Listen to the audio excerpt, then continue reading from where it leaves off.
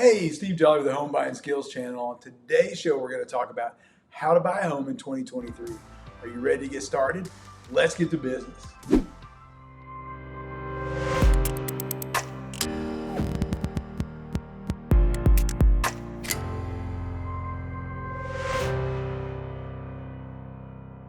Now, the first step in this process is planning your move. And the first step in planning your move is talking to a realtor. That is so important. A realtor will save you a lot of time, effort, and headaches, even on the front end. They'll get you started with a plan that makes sense going forward so you can be as effective and as efficient as possible and get the home that you really want at the price you want without wasting a lot of time. And here's what else needs to be in that plan. Well, the first things you need to think about is how much can I afford to spend every month on paying for this household? And that includes more than just your mortgage payment. You also have to consider how much money have I saved up? How much can I put down and still have enough money in the bank for emergencies? That's important too, because if you can put down more money, that can help you get a better rate. So once you know how much you can afford to spend every month and how much you can afford to put down, the next thing you want to think about is, where do I want to live? Where in this area do I want to live? Which community, which street, which neighborhood? Where do I want to live? That is so important for you to narrow down your choices. So once you know your finances and where you want to live, the next thing you want to think about is, what are the must-haves and what are the deal killers? Now, must-haves are things that you have to have in your house, or you're just going to stop and go on to the next house if it doesn't have it. For example, you may want a gourmet kitchen. You may want your main bedroom on the main floor. You may want a two-car garage. Those might be examples of must-haves that you have to have, and if your home doesn't have it, you're just going to go on to the next one. And a deal killer is, if you can't change it, then you're going to walk away and go to the next home. For example, one of the ones I always think is a deal killer is a house being in a flood zone.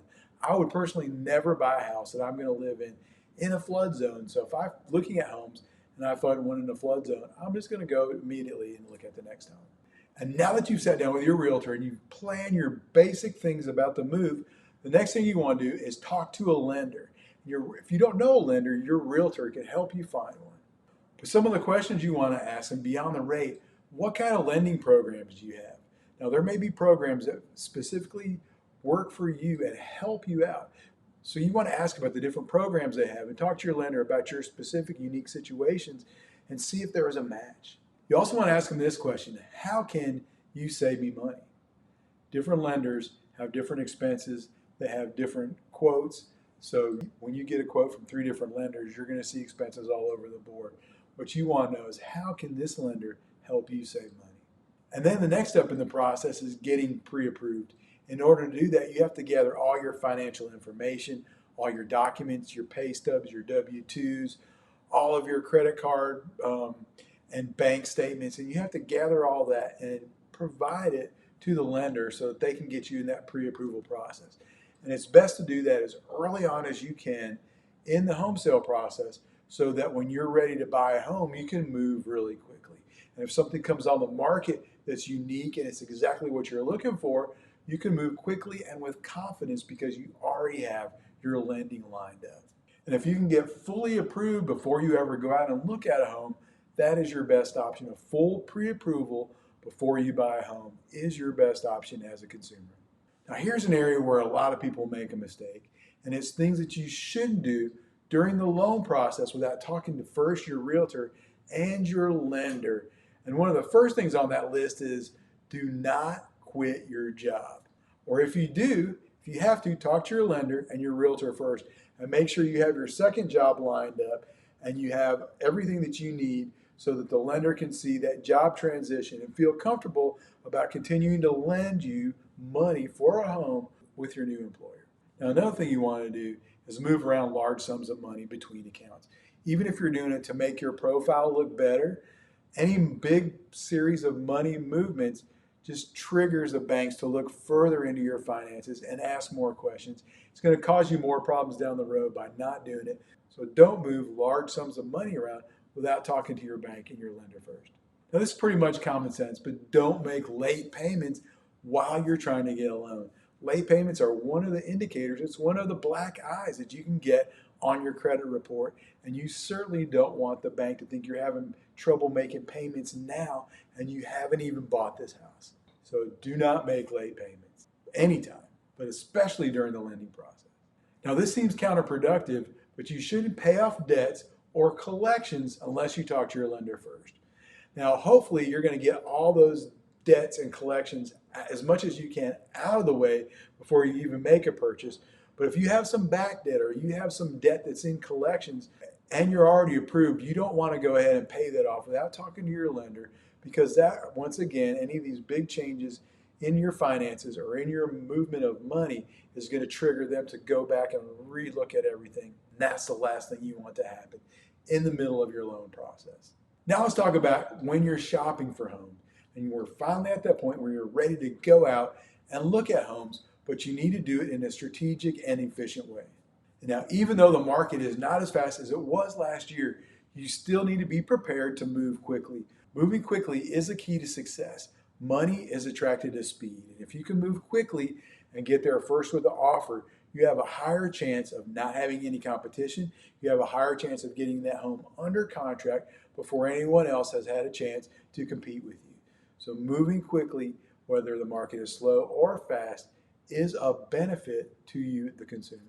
Also, in doing that prep work, we wanted to find out what area or what community we want to live in. And you're going to want to try to focus on that area. If you can focus on one area, one community, one neighborhood, you can really target in and find more opportunities than you could if you were searching far and wide. And that's because there's other things besides the MLS that we can dig into to really dig out some of those properties, especially if it's an area that you really want to live. So instead of thinking far and wide and looking at properties all around Middle Tennessee, focus on one area if you can and really dig out all the best properties in that area. And I think at the end, you'll be happier. And once again, while you're shopping for homes, go back to that list of must-haves and deal killers that you talked about early on in that planning process. And if you walk into a home and it doesn't have the kitchen that's on your must-have list and you don't want to renovate that kitchen, then you turn around and walk out the door and go to the next home on your list. Don't waste time. Don't think you're doing a favor. Don't think you're being nice to the agent by walking through the rest of the house. Be wary of his time and your own time. Move efficiently on to the next home. That way you can make the best decision in the most efficient time for you and your family. And then one last thing you consider is not every home is perfect. And there is not going to be a perfect house. Even if you started building a home today from scratch, there's going to be things that you don't like about it by the time you're finished. And so there's the 80-10-10 rule that you need to keep in mind. A home's got to have at least 80% of the things you want in order for you to feel comfortable with it. So you're going to look for a home that has at least 80% of the things that you really want to have. Now, I'm not talking about your must-have and deal killer list. I'm talking about your overall list of the things you want in a home. So look for a home that has at least 80% in it.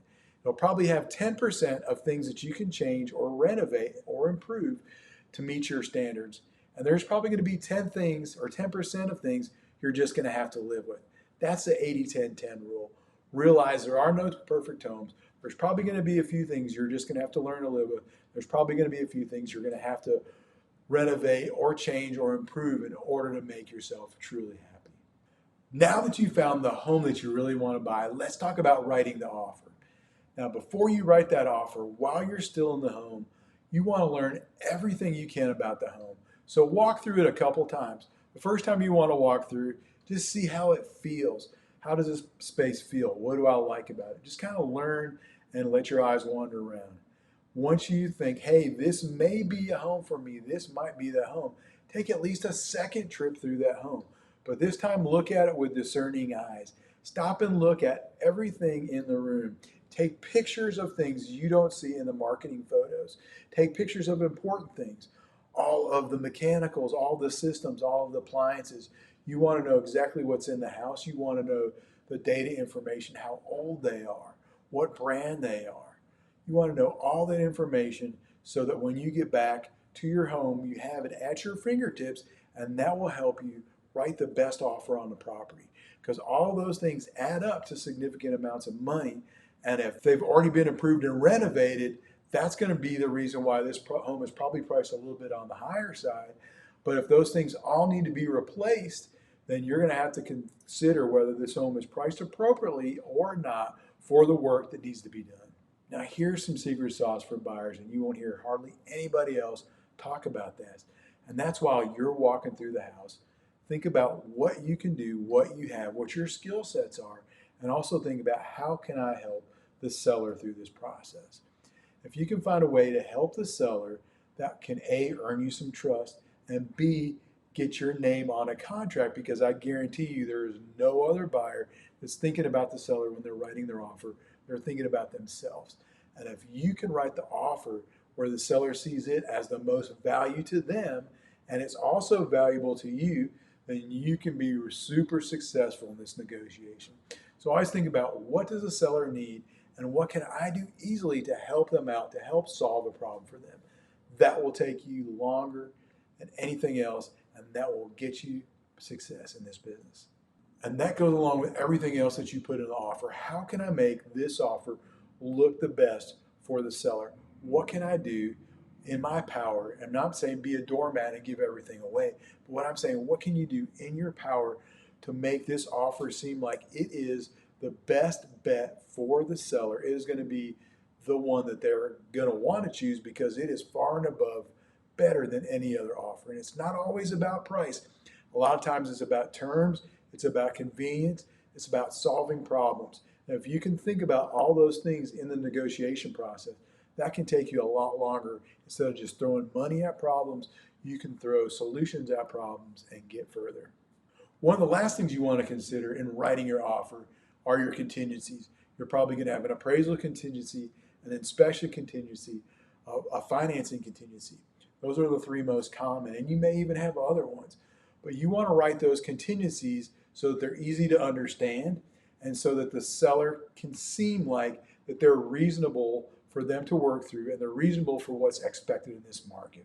If you have contingencies that are difficult to understand and may be difficult to solve, a seller may just pass on those simply because of those terms.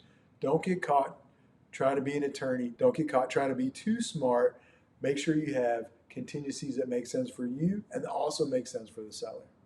Thank you for watching this video on buying a home. If you liked it, hit the like button so we'll know that you enjoyed it. If you have any questions, leave them in the comment section below and I'll be sure to answer every one. And don't forget to subscribe and hit the bell so you never miss an episode. Take care and have a great day.